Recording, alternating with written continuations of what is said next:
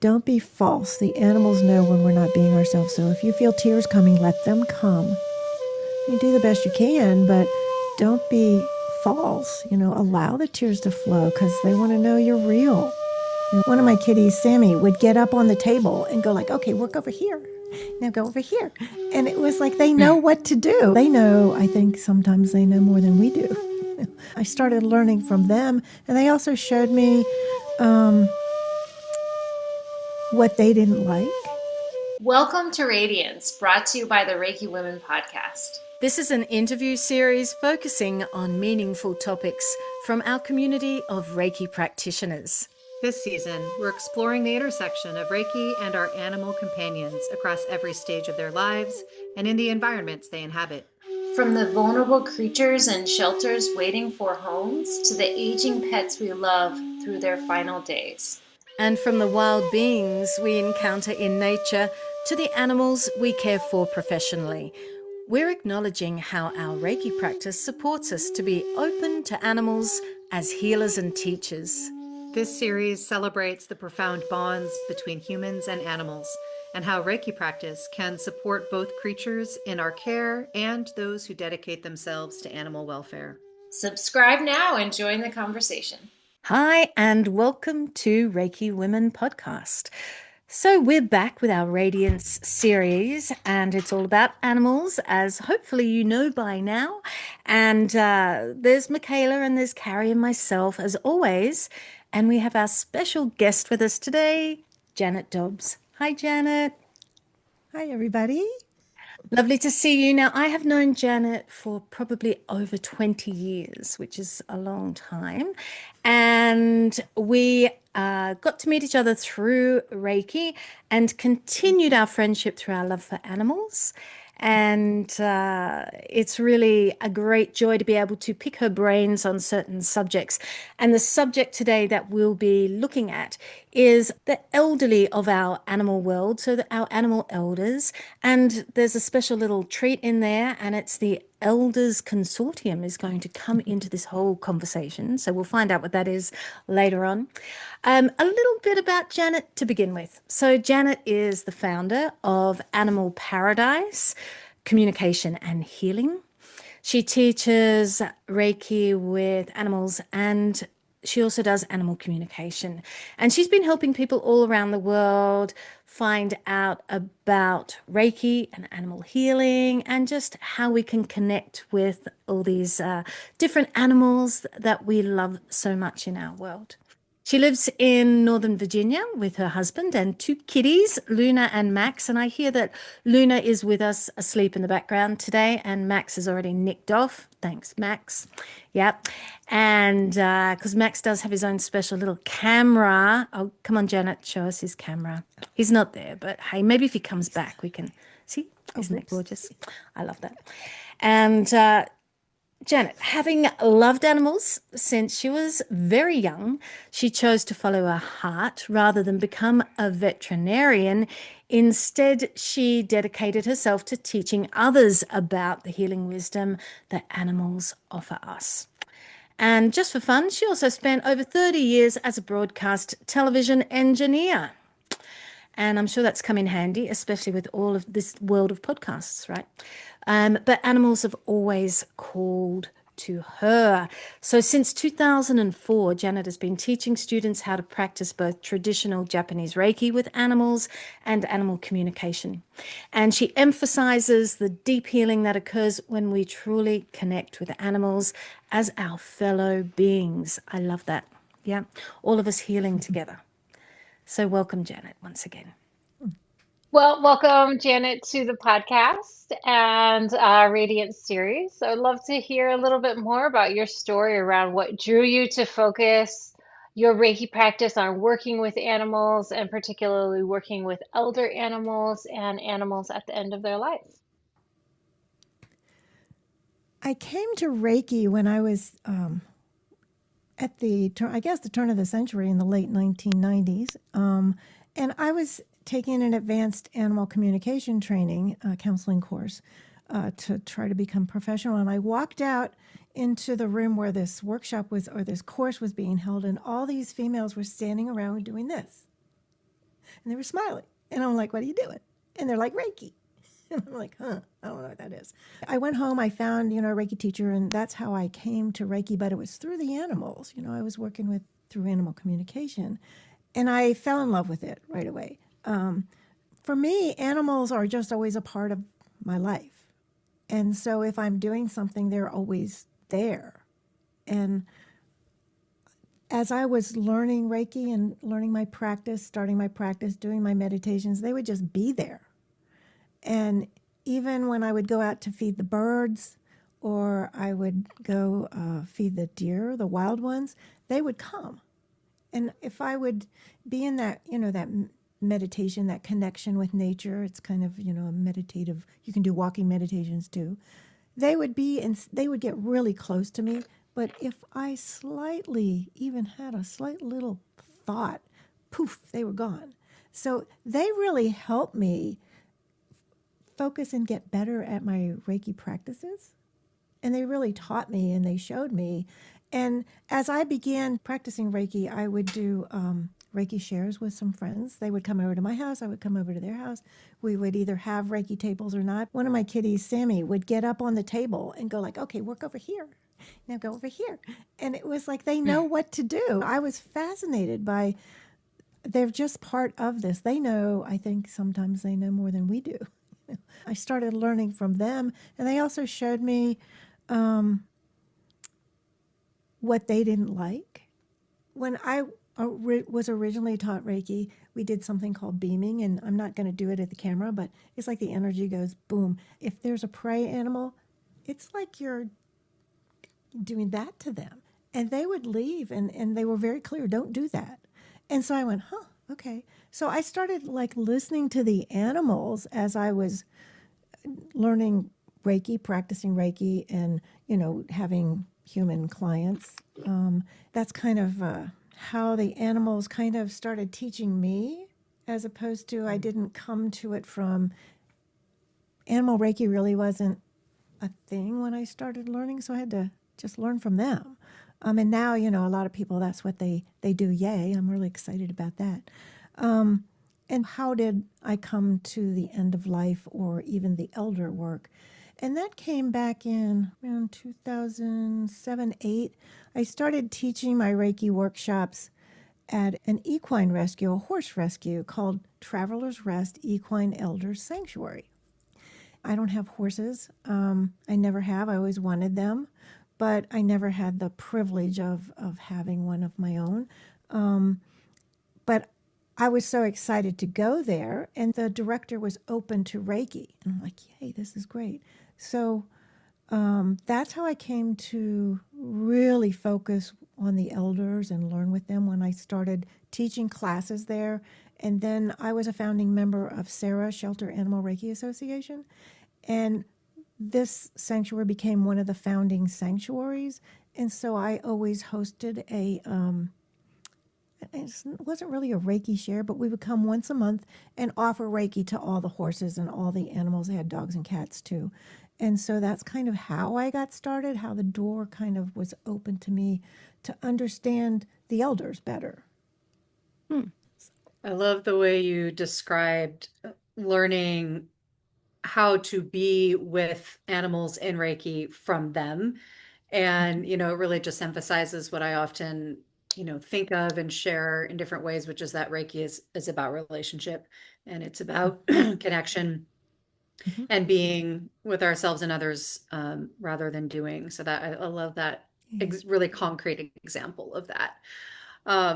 And I'm curious what you've observed, as you learned from them and had more and more experiences with different types of animals, what you've noticed about some of the specific ways that Reiki supports animals and in particular elder animals. If there's, something specific that you have observed them benefiting or being with Reiki that stands out to you. And I love you said being with Reiki, because that's one of the things all of the animals, young and old, have taught me and teach me, and especially the wild ones. When we are just being connected, it's about that connection and about just getting ourselves kind of quiet and letting go all the, the stuff of life, right? And just being there, being present with them. Everything happens naturally. The first thing, the way I came to animals with was animal communication. And it's both, like when we get quiet, I feel like meditation and then Reiki is kind of a foundation for then the telepathic communication to happen, because we need to be quiet for both of those modalities. So I feel like for me, the foundation for the things that I teach and practice is meditation. And that is like just the being.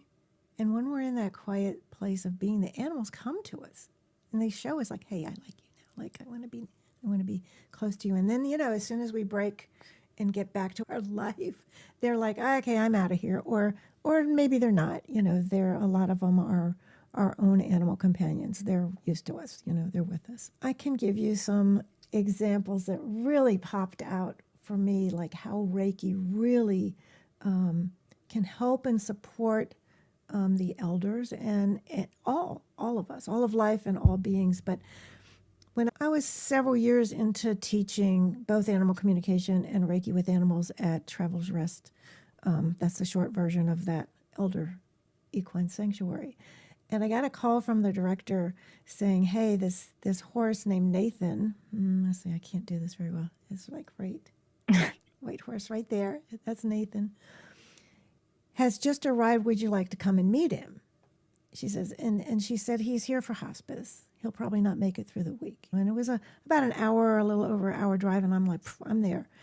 If you've ever seen a human or an animal that is not well, this horse was, it was a really scary situation. He couldn't move his tail.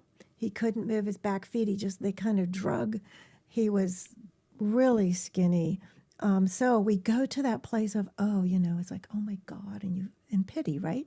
And it's like, nope, that's not who I am. Don't pity me. You can have compassion for me. But he shared with me, I am not going. So he was like really clear. I'm going to be a teacher of everyone, especially the veterinarians. Would you like to have a Reiki healing? Oh, he knew what it was. It's energy, right? So he understood. And he goes, yes. And so I contacted a couple of people that were regulars, and we showed up 4 days later and just offered Reiki. And he could hardly move. And I was in with him with the director, and then the other students were on the outside. And we just offered. And he responded. So Reiki works really well with lots of other modalities too. I don't know how long we spent with him, but he felt really happy to have this kind of attention because we didn't want anything from him. We were just being there with him and just offering, not trying to fix him, not trying to do anything except for just being together in our connection with him. And the next day, the director invited somebody who did like craniosacral maybe, but a kind of a massaging. And this Nathan could not be touched at that point in time, so they used a surrogate. Well, I'll be darned, the Reiki and the massage or craniosacral work, he moved his tail. What? Are you kidding me? And so he received Reiki quite often from whether it was me or a group or other students.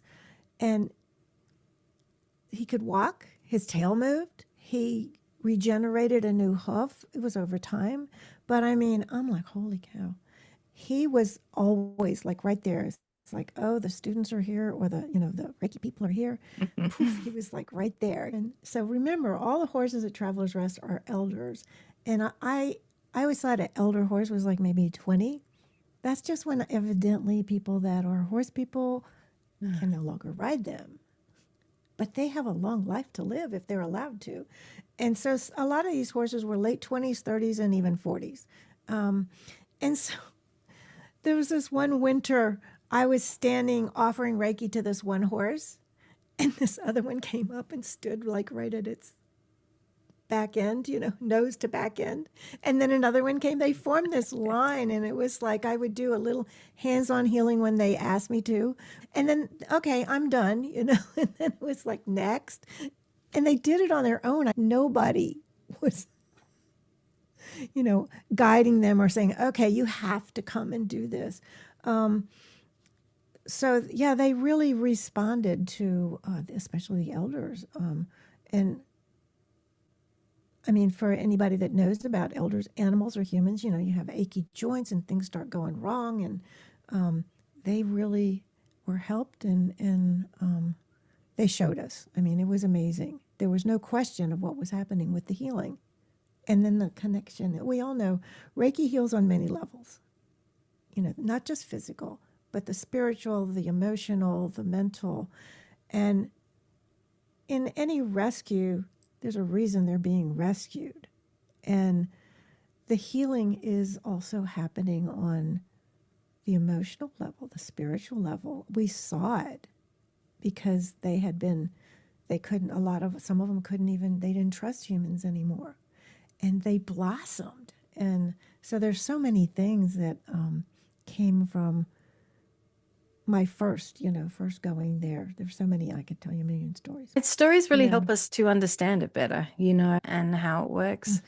But I liked what you said about, quiet. When we're quiet, we notice things, don't we? I mean, so often we don't recognize our connection to the rest of the world. And when we have those quiet moments, then we can allow ourselves to see what's actually happening around us. And it's really beautiful. I've got some baby birds in the trees because it's spring here, and it's so nice to just sit outside and be quiet and watch the family as they do their thing. The babies are flying around, but they're just being very noisy and begging for food, and the parents are spending all their time having to feed them. But it looks like they're always watching us to make sure that everybody's safe. And it's like you become immersed in this other world, and it's very special. And I don't know if I would say, we necessarily have to always be learning things, but just to recognize our part in the world is lovely, isn't it? In the whole world. So, Janet, if people have an elderly animal that is dying, what can we do to support the animal, but also the person, because for all of us, it's a difficult process. What are some of your recommendations for us going through that? Of course, it's an emotional time. I've been through it too many times, and I imagine, I don't know why. I guess there's a good reason that most of especially our animals that live inside with us, except for some of the birds, have shorter lives than we do. And so we'll go through it. All of the animals in this painting were from my lifetime. My except for Nathan, he's my lifetime, but he wasn't mine.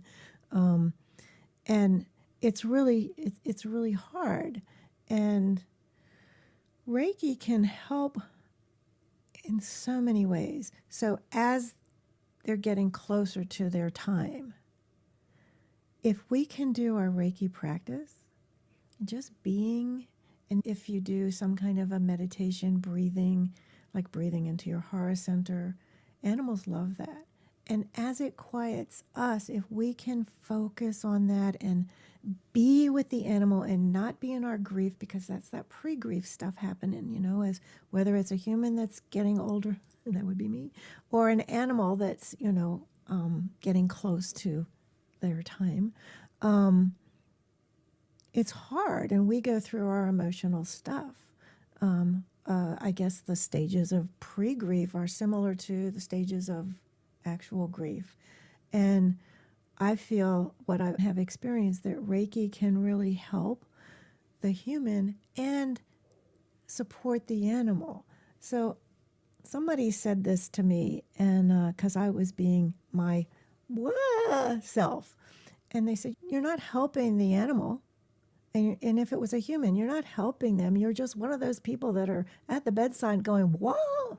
If it was you, would you want people around you that were, whoa? And the answer is no. Would you want somebody that's just kind of being with you, just there, being together with you in those precious moments? And I went, oh, yes. And so that helped me to realize I needed to really focus on myself and be there and for the animal, or my animals. That's so hard, as we know. But it's such a gift to be able to be there, especially at the moment of transition, crossing the rainbow bridge, whatever you want to call it, the moment that they physically leave their body. It's a holy time. And if we can just find a way to breathe and be there in that moment with them, being very true and real, not being fake. I can't cry. No, they would feel like, oh, something's wrong. You're not being yourself. But to be you, but to be there with them. And then after, then it's, for me, the blubbering time. We had a kitty named Rudy. He was only with us for 5 years. He was living in the dumpster outside of my father's assisted living space. And our last kitty, Katie, had passed. We didn't have anybody. And my husband was like, you've got to take him home. He taught me how to deeply meditate, and connect with nature. I don't know if, you have a dog or a cat and they can get on your lap and it's like, they just ground you. But when it was his time, and it was a suffering, his transition time, but he went on the wings of Reiki. He left his body. He knew Reiki. They don't call it that, but they know. They know what it is. And so being able to be there, crying or not crying, be there, be present with them at that moment, it's such a gift. And it can be hard. And just another example of that is there was how Reiki can help and support. I was at Traveler's Rest with I guess we were doing one of the Reiki shares monthly things, and a lot of people had left, and there was a horse that had colicked, and I think the intestines twist. I'm not 100% sure, but it's not good. Sometimes they can come back from that and fix it, but sometimes they can't, and they couldn't with this horse. And the vet was on the way, and one of the students, I said, do you want to stay with me? We can together offer Reiki to the horse, to the owners, the director, and to the veterinarian. And so that's just a really, and really all we did was we connected with each other and doing Josh and Kyokyo-ho, the meditation, and, in your heart center, and then just connected with them and held the space. And it was really beautiful. Yeah. And sad. But to be able to, Reiki can help us in so many ways to be, to be and be connected. Yeah. Especially at that time of life. Mm-hmm. Yeah. Oh, Janet, that's so beautiful. And I've been going through a lot with my mom, and I've kind of mentioned a few times that she has Parkinson's, and over the last few months, her condition's really worsened, and she's really declining fast and going into some really, intense places of dementia. And it's so hard to see your mom decline, and to have these special people in our lives, like the most special people in our lives, seeing them and starting to lose them. I just don't know how to react to these situations. So I was really feeling this as has been kind of coming up in the last week or so. And I realized it's kind of selfish of me to feel bad for myself, without thinking and just being more compassionate to what my mom's going through. I mean, it's one thing to witness that from the outside, but my mom's the one going through that. And so that's what I was really appreciating, what you were saying, it's like we have to hold that compassionate space, and it's a beautiful time, but it's also not the time to break down and, wail, and just say that sometimes my siblings are like that. They're like, oh, and like my mom's like, well, it's happening to me. So I I really like that. appreciate that point of perspective. But I'm just curious about like, if there was some other big insights or takeaways that you learned from working with animals, that you've worked with and shared a bunch of them so far, but maybe there's some other ones that really come out for you. Gosh, there's so many, but first I want to acknowledge what you shared. It's like the people that we're closest to, our parents. Both of my parents have transitioned. I know Bronwen, your mom, you were so close to her. And we need to really pay attention to the Reiki precepts, and the one, have compassion for yourself and others. If you need to wail, it's like really. And if you can be there, be there. It's like we can get in our head and think this is how I'm going to react, but when it happens, something totally different we might feel or experience. You just don't know. No. And we're human, and it's our emotions, and it's hard. But just knowing there is something you can do. We can just be there. I took a couple of pictures of me holding my dad's hand, and I kind of captioned it, holding on while letting go. But just then reminding me to stop thinking ahead about, poor me because I'm going to be without dad. Be with the animal or be with your loved one, and be there in that moment and realize, if you can, just find, even if it's just for a second, I have this moment just for today. I'm in this moment with them, and it's such a gift. And that can be hard, and we can do that with our humans and our animals that we love and cherish so much. To remember, like, we have this moment, and I feel like Reiki and the Reiki precepts, the whole system of Reiki, can really help us get through this life, and know what to do, and it's not doing. We're just being. And I, thank you for sharing that, because it's, it's hard, and you're not alone. Oh, thank you. Yeah, no, it's a very tender times we're living in, for sure. And then in my life, for sure, very, very challenging, tender times. So, but it's actually quite profound, to be with that, and to remember how sacred and precious life is, and every moment, like you're saying. So thank you for those reflections. I really liked what you shared, your mom said, and I was like, yes, Mom.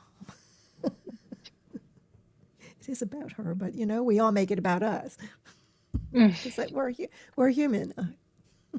It was such a shift for me, though, when I realized, I was like, oh, like I really need to be really compassionate to her first. Like, this is her story. This is what she's going through, and I can only see it from the outside. But, well, there's this book called The Wild Gates of Grief. I think I might be getting that wrong, but it's a pretty standard book in grief. But one of the gates of grief is that everything you love, you will lose. Sit with that and not cry, Tell us about that Elder Consortium. I'm just so curious. Oh my gosh. So the Elder Consortium, it came from Traveler's Rest, Equine Elder Sanctuary. And the director would call the horses that were in spirit or across the Rainbow Bridge the Elder Consortium. And she would feel them close. And I could, it's like everybody could feel because this was an elder rescue, right? They came there to live out their lives in just the best conditions. Like, they got to be horses, and there were dogs and cats, but it's mostly horses. They got to be horses, and they got to be in groups, because horses are, herd animals, and they had humans that respected them and loved them, but then eventually they pass. The Elder Consortium, I just really love that, and I feel it, and I feel like those animals, I don't call my guys the Elder Consortium, but they are part of it. I don't know, I just really like the feel of that, you know. This is a painting that I had done, and there's a bunny rabbit, Uncle Bun, and my little Cocker Spaniel that I had when I was a little kid. And the middle kitty was Cleo, my husband's cat, my first cat I ever lived with. And then Sammy and Katie and Nathan. Yeah. They're all in spirit. So this idea that when an animal has passed on, would you still work with the system of Reiki with them? Absolutely. So how would you do that? Yeah. Okay, so if it was a client, I would ask for a photo.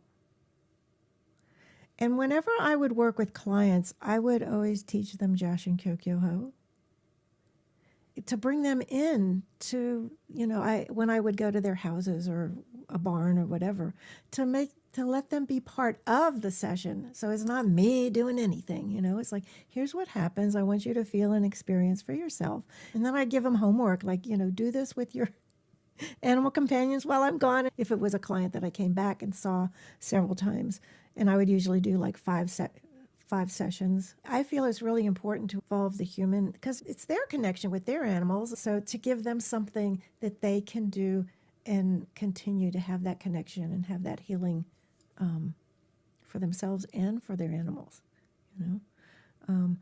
So it's very similar to how I do it when they are here physically in their physical body. Really no difference. I think of them, I say their name. If it's a client that's not my own animal companion or an animal that I know, I ask for a photograph, and then I just do what I would normally do with, anyone that's in physical form. It's no different. I think for me, it's like a lot of things that I believe you need to experience it for yourself.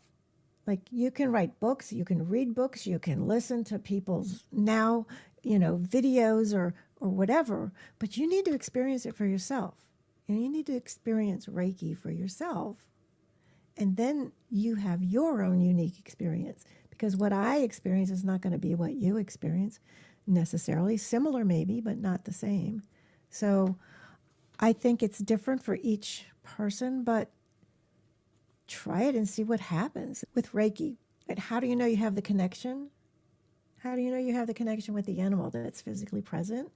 You have, you feel or you see them, or maybe if it's distant Reiki. I always like to say, say hello and see if you get a hello back. And the hello is not necessarily a word, it's a feeling. So Reiki is all about feeling, right? You get a feeling in your heart. You might feel like, oh, it feels like a hi, or that feels like a hug. I feel like, for Reiki, that's the validation in a way. Yeah. Well, I have a question that is also in the realm of interesting to consider. You've talked a few times about, the experience of your perception of what the animals are perceiving, that, they don't call it Reiki, but they know what it is. They don't need us to introduce it to them. They've already got their own relationship with it. So I'm curious, what, from your perspective, you would imagine that Reiki is perceived by an animal, by a dog, a cat, a horse.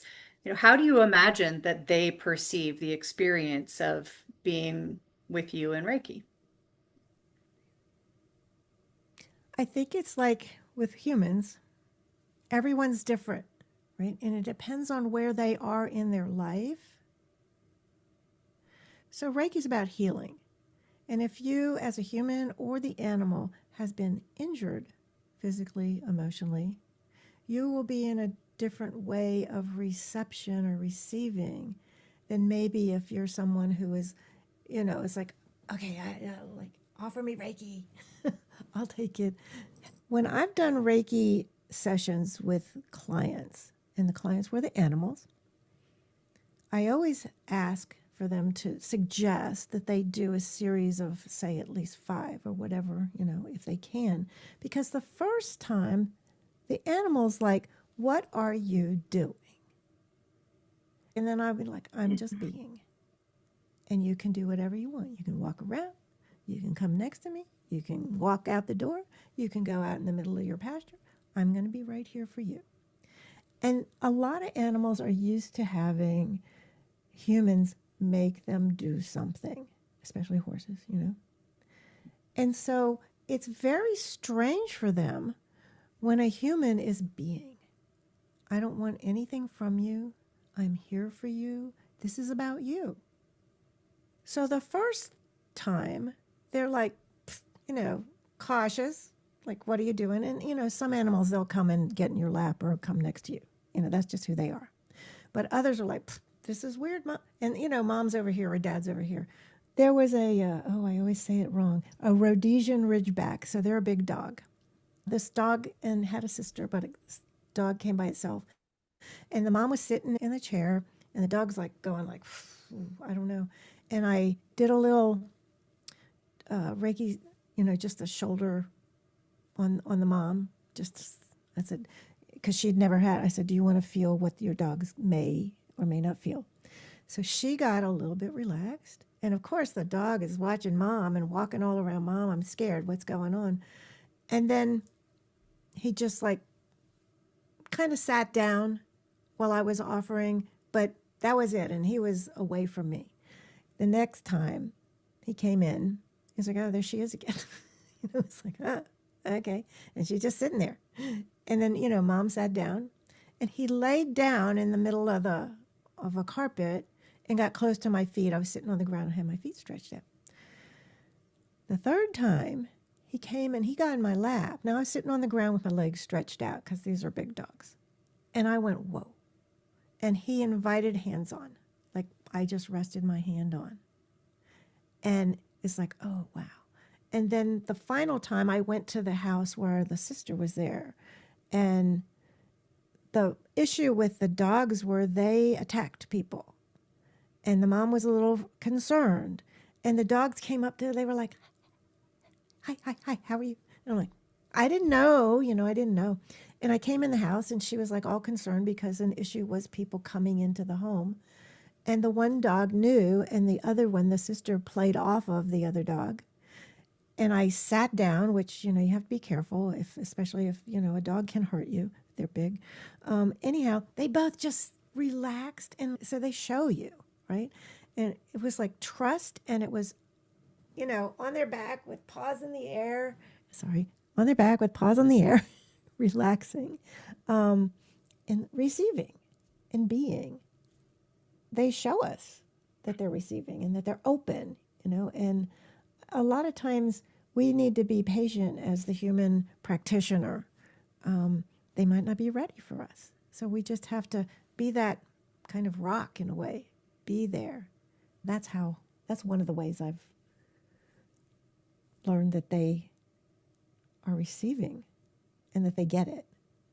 I feel like kitties, there are other animals too, but kitties are the kings and queens of meditation. And they've got to be right there with you when you're doing your practices, I would imagine. Yeah. So they show us. My cat used to, she doesn't do it now, but she used to sleep at the crown of my head every night. And it was just like, we would have this like, you know, crown chakra moments where we just like in it, you know, in this light and energy. And she would emanate that. And it was like, she just wanted to be right at the crown of my head. It was so sweet.